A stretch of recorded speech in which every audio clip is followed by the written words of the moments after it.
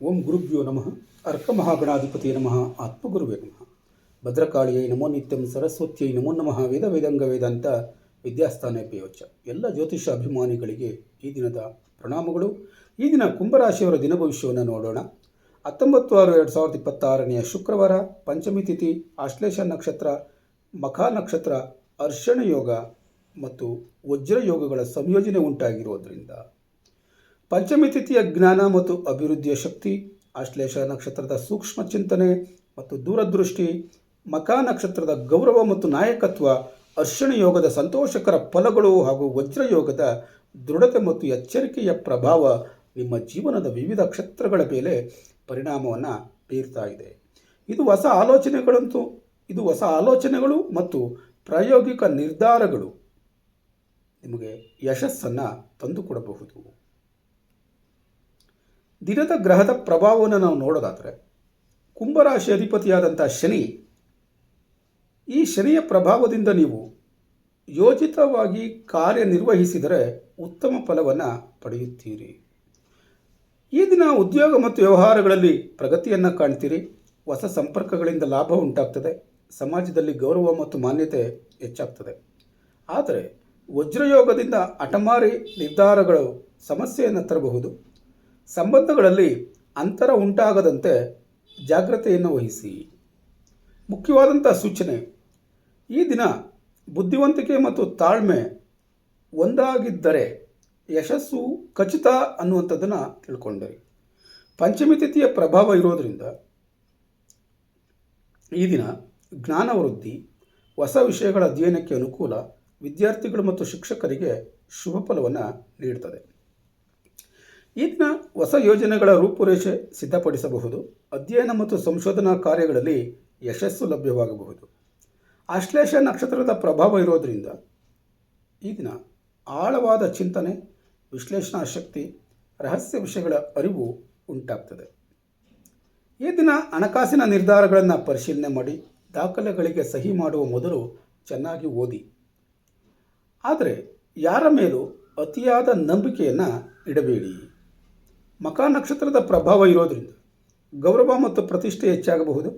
ಹಿರಿಯರ ಆಶೀರ್ವಾದ ಲಭ್ಯವಾಗಬಹುದು. ನಾಯಕತ್ವದ ಅವಕಾಶ ದೊರೆಯಬಹುದು. ಈ ದಿನ ಸಮಾಜದಲ್ಲಿ ನಿಮ್ಮ ಪ್ರಭಾವ ಹೆಚ್ಚಾಗೋ ಸಾಧ್ಯತೆ ಇದೆ. ಹಿರಿಯರಿಂದ ಬೆಂಬಲ ಸಿಗೋ ಅವಕಾಶಗಳಿದೆ. ನಿಮ್ಮ ಪ್ರತಿಭೆಗೆ ಮಾನ್ಯತೆ ದೊರೆಯಬಹುದು. ಅರ್ಷಣ ಯೋಗದ ಪ್ರಭಾವ ಇರೋದರಿಂದ ಸಂತೋಷ ಮತ್ತು ಶುಭ ಸುದ್ದಿಗಳು ಲಭ್ಯವಾಗ್ತದೆ. ಸ್ನೇಹಿತರ ಸಹಕಾರ ದೊರೆಯುತ್ತದೆ. ಕುಟುಂಬದಲ್ಲಿ ನೆಮ್ಮದಿಯನ್ನು ಕಾಣ್ತೀರಿ. ಈ ದಿನ ಮನಸ್ಸಿಗೆ ಸಂತೋಷ ನೀಡುವ ಘಟನೆಗಳು ನಡೆಯಬಹುದು. ಹೊಸ ಅವಕಾಶಗಳು ದೊರೆಯುವ ಸಾಧ್ಯತೆ ಇರ್ತದೆ. ವಜ್ರಯೋಗದ ಪ್ರಭಾವ ಇರೋದರಿಂದ ದೃಢ ನಿರ್ಧಾರಗಳನ್ನು ತೆಗೆದುಕೊಳ್ಳುವಂಥ ಶಕ್ತಿ ನೀಡ್ತದೆ. ಆದರೆ ಮಾತಿನಲ್ಲಿ ಕಠಿಣತೆ ಉಂಟಾಗಬಹುದು. ಆದ್ದರಿಂದ ವಾದ ವಿವಾದಗಳಿಂದ ದೂರ ಇರಿ. ಇತರರ ಅಭಿಪ್ರಾಯಗಳಿಗೆ ಗೌರವವನ್ನು ನೀಡಿ. ಉದ್ಯೋಗದಲ್ಲಿ ಉತ್ತಮ ಪ್ರಗತಿಯನ್ನು ಕಾಣ್ತೀರಿ. ಹೊಸ ಜವಾಬ್ದಾರಿ ಸಿಗುವ ಸಾಧ್ಯತೆ ಇದೆ. ಮೇಲಧಿಕಾರಿಗಳ ಮೆಚ್ಚುಗೆ ಅನ್ನುವಂಥದ್ದು ಲಭ್ಯವಾಗ್ತದೆ.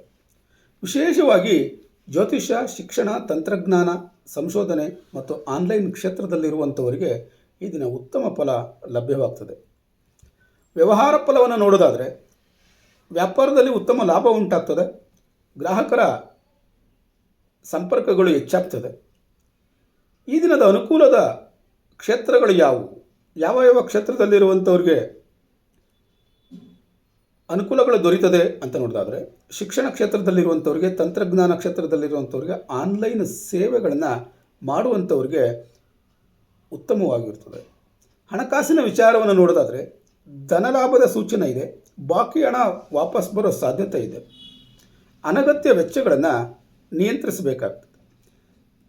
ಕುಟುಂಬ ಮತ್ತು ಸಂಬಂಧಗಳಲ್ಲಿ ಸ್ನೇಹಿತರ ಬೆಂಬಲ ಅನ್ನುವಂಥದ್ದು ಲಭ್ಯವಾಗ್ತದೆ. ಕುಟುಂಬದ ಸಹಕಾರ ದೊರೆಯುತ್ತದೆ. ಆದರೆ ಮಾತಿನ ತಪ್ಪಿನಿಂದ ಮನಸ್ತಾಪ ಉಂಟಾಗದಂತೆ ನೋಡಿಕೊಳ್ಳುವುದು ನಿಮ್ಮ ಜವಾಬ್ದಾರಿಯಾಗಿರ್ತದೆ. ಆರೋಗ್ಯದ ಬಗ್ಗೆ ಗಮನ ಹರಿಸಿದ್ರೆ ಕಾಲು ನೋವು ಬರಬಹುದು. ನರಗಳಲ್ಲಿ ಒತ್ತಡ ಉಂಟಾಗಬಹುದು. ದಣಿವು ಬಾಧಿಸಬಹುದು. ಈ ದಿನ ಧ್ಯಾನ ಮತ್ತು ಪ್ರಾಣಾಯಾಮಕ್ಕೆ ಪ್ರಾಧಾನ್ಯತೆಯನ್ನು ನೀಡಿ. ಪರಿಹಾರಕ್ಕೋಸ್ಕರ ದುರ್ಗಾದೇವಿಯ ಪ್ರಾರ್ಥನೆಯನ್ನು ಮಾಡಿ. ಕೊನೆಗೊಂದು ಕಿವಿ ಮಾತು. ಅರ್ಶಿಣ ಯೋಗದ ಅನುಗ್ರಹದಿಂದ ಸಂತೋಷ, ಗೌರವ ಮತ್ತು ಪ್ರಗತಿಯ ಅವಕಾಶಗಳು ದೊರೆಯುತ್ತದೆ. ವಜ್ರಯೋಗದ ಕಾರಣ ತಾಳ್ಮೆ ಮತ್ತು ಮೃದುತ್ವವನ್ನು ಕಾಪಾಡಿಕೊಂಡರೆ ಈ ದಿನವು ಅತ್ಯಂತ ಯಶಸ್ವಿಯಾಗುತ್ತದೆ. ಈ ದಿನ ಭವಿಷ್ಯ ನಿಮಗೆ ಉಪಯೋಗವಾಗಿದ್ದರೆ ತಪ್ಪದೆ ಚಾನಲನ್ನು ಸಬ್ಸ್ಕ್ರೈಬ್ ಮಾಡಿ, ಲೈಕ್ ಮಾಡಿ, ಶೇರ್ ಮಾಡಿ. ನಾಳೆಯ ದಿನ ಭವಿಷ್ಯಕ್ಕಾಗಿ ಮತ್ತೆ ಭೇಟಿಯಾಗೋಣ. ಧನ್ಯವಾದಗಳು.